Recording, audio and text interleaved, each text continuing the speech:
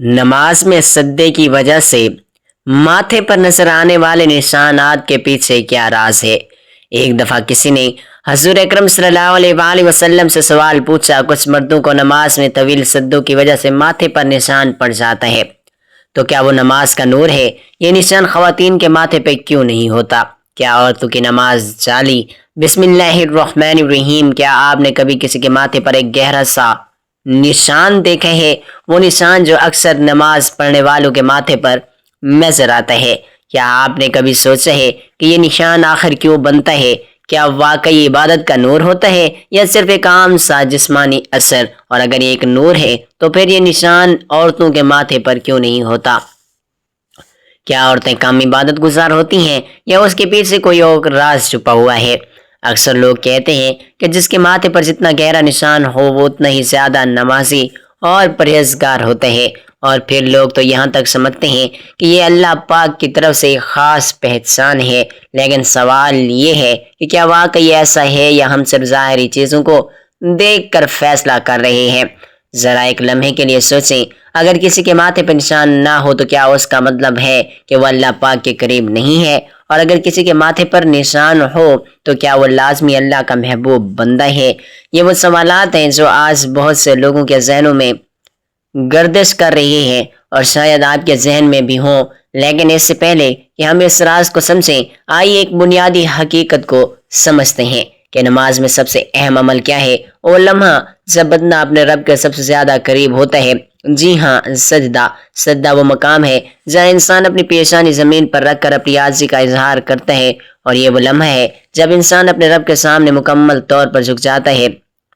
اس سجدے کے بارے میں صحیح مسلم میں آتا ہے کہ بندہ اپنے رب کے سب سے زیادہ قریب سجدے کی حالت میں ہوتا ہے۔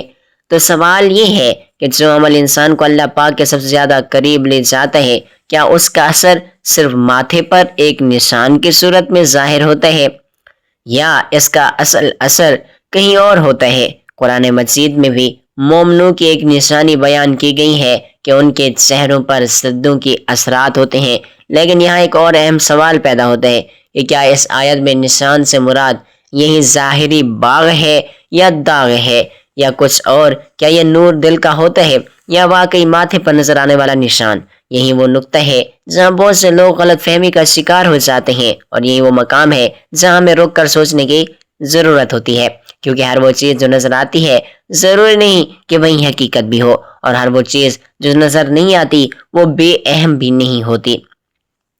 اب اگلا سوال اور بھی دلچسپ ہے کہ اگر یہ نشان واقعی عبادت کا نتیجہ ہے تو پھر یہ زیادہ تر مردوں میں ہی کیوں نظر آتا ہے، عورتوں میں کیوں نہیں آتا؟ کیا اس کے پیچھے کوئی سائنسی وجہ ہے یا کوئی دینی حکمت، یا پھر دونوں؟ اور کیا کبھی کسی نے یہی سوال نبی کریم صلی اللہ علیہ وآلہ وسلم سے بھی پوچھا تھا؟ یہی وہ سوال ہے جس کا جواب ہم آپ کو اس ویڈیو میں دیں گے، لیکن اس سے پہلے آئیے اس راز کو قدم با قدم سمجھتے ہیں، کیونکہ حقیقت اکثر ہماری سوچ سے مختلف ہوتی ہے۔ اب آئیے اس سوال کو تھوڑا گہرائی سے سمجھتے ہیں کہ آخر کچھ لوگوں کے ماتھے پر سجدے کا نشان کیوں بن جاتا ہے اور کچھ کے نہیں۔ سب سے پہلے ایک سادہ سے حقیقت کو سمجھنا انتہائی ضروری ہے کہ انسانی جلد جب بار بار کسی ایک جگہ سے رگڑ کھاتی ہے تو وہ جگہ آہستہ آہستہ سخت ہو جاتی ہے اور اس کا رنگ بھی بدل سکتا ہے، بالکل اسی طرح جیسے کسی مزدور کے ہاتھوں میں محنت کی وجہ سے سختی آ جاتی ہے۔ اسی اصول پر جب کوئی شخص بار بار سجدہ کرتا ہے اور پیشانی زمین پر یا جائے نماز سے مسلسل ٹکراتی ہے یا رگڑ کھاتی ہے تو وقت کے ساتھ ساتھ ایک نشان بن سکتا ہے۔ اب یہاں ایک اہم بات سمجھنے والی ہے کہ یہ نشان ہر نمازی میں نہیں بنتا، کیونکہ ہر انسان کی جلد مختلف ہوتی ہے۔ کسی کی جلد نرم ہوتی ہے، کسی کی قدر سخت، کسی میں نشان جلدی بن جاتا ہے اور کسی میں بالکل نہیں بنتا۔ اسی طرح سجدے کا انداز بھی فرق ڈال دیتا ہے، کوئی نرم جائے نماز پر سجدہ کرتا ہے، کوئی سخت فرش پر، کوئی آہستہ سجدہ کرتا ہے تو کوئی زور سے پیشانی رکھتا ہے۔ یہ تمام چیزیں اس نشان کے بننے یا نہ بننے میں کردار ادا کرتی ہیں۔ اب سوال آتا ہے یہ نشان زیادہ تر مردوں میں ہی کیوں نظر آتا ہے اور عورتوں میں کیوں نہیں؟ تو اس کی ایک بڑی وجہ عملی اور ظاہری ہے کہ مرد حضرات اکثر کھلے ماتھے کے ساتھ سجدہ کرتے ہیں، جبکہ خواتین عموماً دوپٹے یا اسکارف کے ساتھ سجدہ کرتی ہیں، جس سے پیشانی اور زمین کے درمیان ایک نرمی آ جاتی ہے اور رگڑ کم ہو جاتی ہے۔ اسی طرح خواتین عموماً گھر کے اندر نرم جائے نماز یا قالین پر نماز ادا کرتی ہیں، جبکہ مرد حضرات مساجد میں مختلف سطحوں پر سجدہ کرتے ہیں، جہاں کبھی فرش سخت ہوتے ہیں یا چٹائی مختلف ہوتی ہے۔ اس کے علاوہ خواتین کی جلد عام طور پر نسبتاً زیادہ نازک اور حساس ہوتی ہے، جس کی وجہ سے وہ اس طرح کے مستقل نشان کو پیدا نہیں کر سکتی۔ لیکن یہاں ایک اور اہم بات اور اہم نقطہ ہے جسے سمجھنا انتہائی ضروری ہے کہ اس نشان کا ہونا یا نہ ہونا عبادت کی قبولیت یا اللہ پاک کے نزدیک مقام کا معیار نہیں ہے۔ بہت سے نیک لوگ ایسے بھی گزرے ہیں جن کے ماتھے پر کوئی نشان نہیں تھا، لیکن ان کا دل اللہ پاک کے خوف اور محبت سے بھرا ہوا تھا، اور اسی طرح بعض لوگوں کے ماتھے پر نشان ہوتا ہے لیکن وہ ضروری نہیں کہ اخلاص کے اعلیٰ درجے پر ہو۔ اس لیے علماء ہمیشہ اس بات پر زور دیتے ہیں کہ عبادت کی اصل روح دل کی کیفیت میں ہوتی ہے، نہ کہ ظاہری علامات میں۔ قرآن مجید میں مومنوں کے چہروں پر سجدوں کے اثرات کا ذکر ضروری ہے، لیکن مفسرین اس بات کی وضاحت بھی کرتے ہیں کہ اس سے مراد صرف اور صرف ظاہری داغ نہیں، بلکہ وہ نور عارضی اور سکون ہے جو انسان کے چہرے اور شخصیت میں ظاہر ہوتا ہے، یعنی ایک ایسا وقار، ایک ایسی سنجیدگی اور ایک ایسا نور جو انسان کے کردار اور آنکھوں میں نظر آتا ہے۔ اب ذرا خود سے سوال کریں کہ کیا ہم نے کبھی کسی ایسے شخص کو دیکھے ہیں کہ جس کے چہرے پر کوئی خاص نشان نہیں تھا، لیکن اس کی باتوں میں، اس کے انداز میں اور اس کے رویے میں ایک عجیب سی پاکیزگی محسوس ہوتی تھی؟ یہی دراصل سجدوں کا اصل اثر ہوتے ہیں، یعنی اندر کا سکون، اللہ پاک سے تعلق، نہ کہ صرف ماتھے پر بن جانے والا ایک نشان۔ اور یہی وہ جگہ ہے جہاں بہت سے لوگ ظاہری چیز کو اصل سمجھ کر دھوکہ کھا جاتے ہیں، حالانکہ حقیقت اس سے کہیں زیادہ گہری ہوتی ہے، اور اس حقیقت کو سمجھنا اس موضوع کا سب سے اہم حصہ ہے۔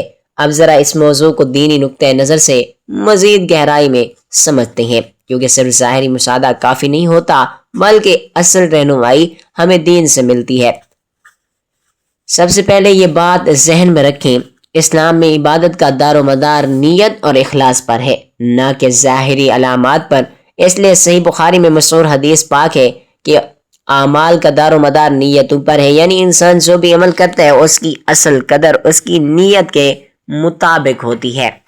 اب اگر کوئی شخص صرف اس نیت سے زیادہ زور سے سجدے کرے کہ اس کے ماتھے پر نشان بن جائے اور لوگ اسے نیک سمجھیں، تو یہ عمل اپنی اصل روح کھو دیتا ہے۔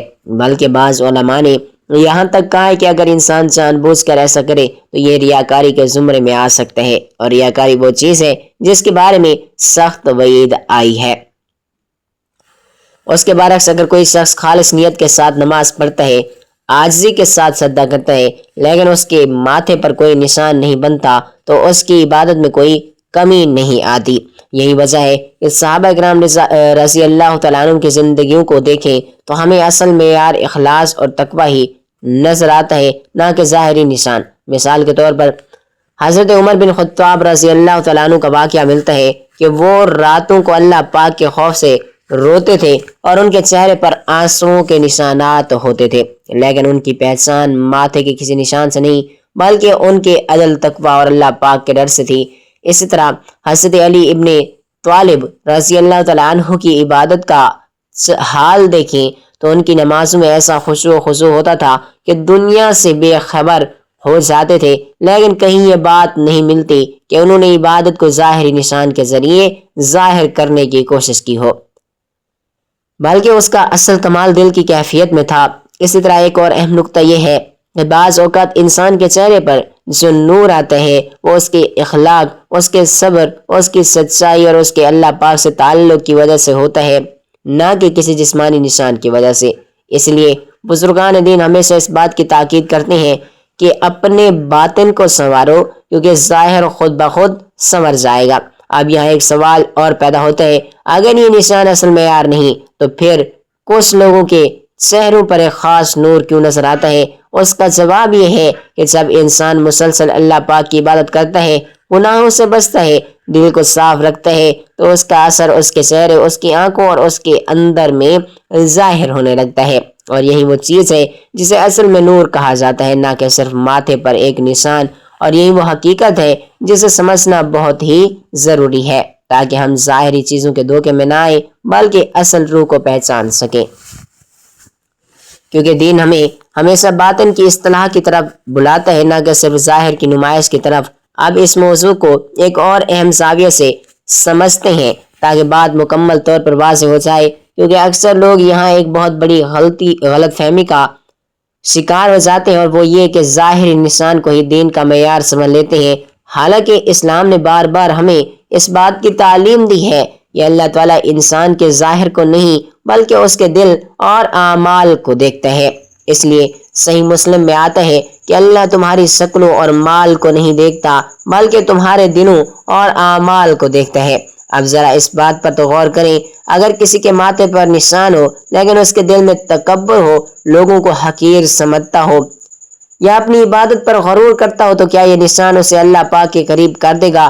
ہرگز نہیں، بلکہ یہ چیز اس کے لیے نقصان کا سبب بھی بن سکتی ہے۔ اس کے برعکس اگر کوئی شخص خاموشی سے خلوص کے ساتھ عبادت کرتا ہے، کسی کو دکھائے بغیر، اور اس کے ماتھے پر کوئی بھی نشان نہیں بنتا، تو وہ اللہ پاک کے نزدیک کہیں زیادہ بلند مقام رکھ سکتا ہے۔